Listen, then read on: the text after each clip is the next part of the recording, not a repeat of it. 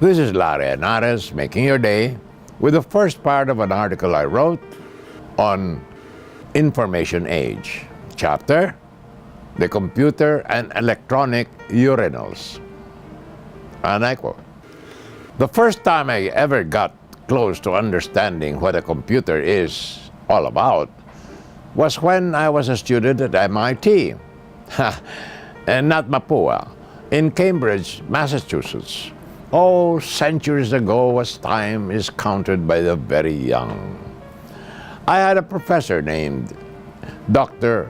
Norbert Wiener, who was so brilliant he received his PhD in mathematics at Harvard at the age of 17, and is known for his pioneering work in what he called the science of cybernetics.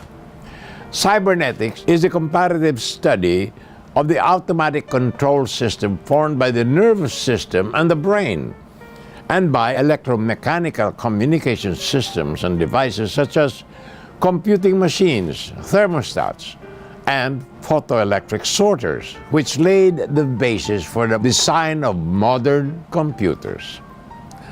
I dated Professor Wiener's daughter just to be near the great scientist. She had thick glasses, a chubby German physiognomy, and was referred to at MIT as Murgatroyd, our term for MIT female students as distinguished from the sexy students of Radcliffe and Wellesley. Dr. Wiener used to tell me the comparative advantages of the electronic digital computer and the biological computer in our cranium. It is no contest, he said. God is a better designer than man. The human brain is composed of some 12 billion neurons, each having 5,600 to 60,000 dendrites for input and similar number of axons for output. The neurons are much more complicated than the simple off and on gates in a digital computer. Best of all, brains are portable. They don't use much power, and we all got one.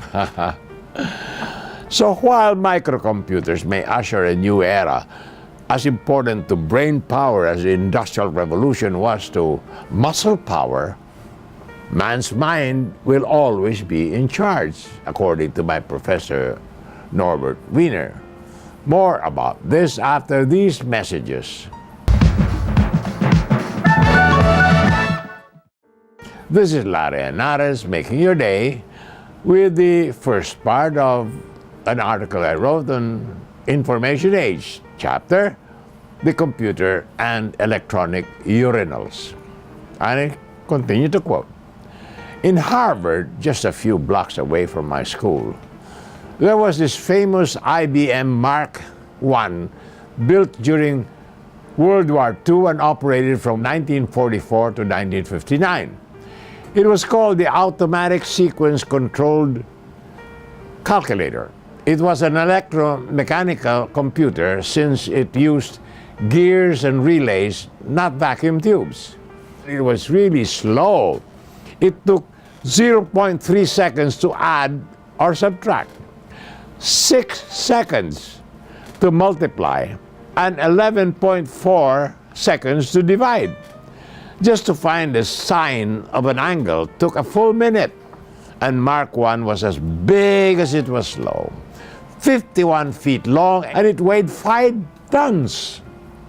Now, the first all-electronic digital computer was the ENIAC, so called because it stands for Electronic Numerical Integrator and Computer, first built in the University of Pennsylvania between 1943 and 1946, and was copied at the Radiation Lab of the Massachusetts Institute of Technology, MIT, my school.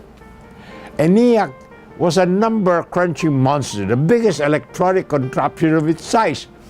A room the size of a small house was needed to hold all its panels of hundreds of control switches and circuit cabinets containing more than 18,000 vacuum tubes, all of which weighed in at a hefty 30 tons.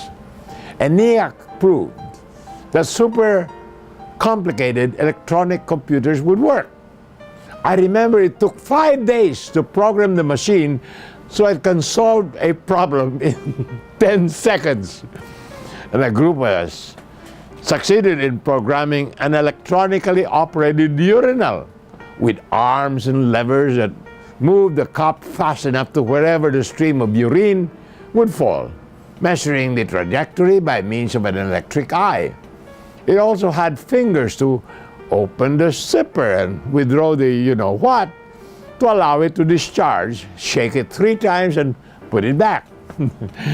We had to abandon the project when the shaking fingers went haywire and almost castrated our professor. One skeptic claimed that the failure rate of ENIAC's tubes would be so high that finding and replacing defective tubes would take 24 hours a day. Fortunately for ENIAC and its designers, the reliability of vacuum tubes improved, and the huge computer logged in thousands of hours of useful computation time before being retired in 1958. More tomorrow, my dear friends. This is Larry Henares, making your day, saying good day, God bless you. Thank you very much for being with us. Till next time, hasta la bye-bye.